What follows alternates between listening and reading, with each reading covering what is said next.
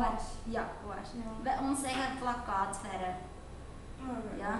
Ja. Is het alleen in potjes? Nee, ons koop het in die buisjes. Ja, in tubjes. Tubes, ja. Ja. Oké. Kan jullie uitleggen uit wat gouache bestaat? Wat is die samenstelling of wat zit erin? Nee. Koeien? Wat heb je sowieso nodig om een kleur te maken? Wat maakt je dat het een kleur is? Dat het gouache is of dat het kleur is. Dat het een kleur is. Ik weet het niet. Kennen jullie pigment? Ja. Ja. Pigment is jullie kleur. Zo. En plakkaatverf, ik weet niet, heb je al plakkaatverf laten uitdrogen? Wat is het dan? Boeien.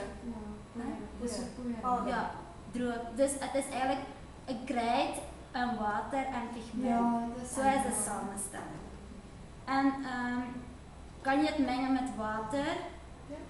Moet je het mengen met water? Nee, bij ons wel. Je moet mengen met water.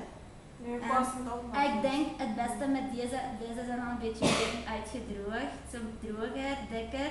Zo, het is best dat je water bij doet. En dan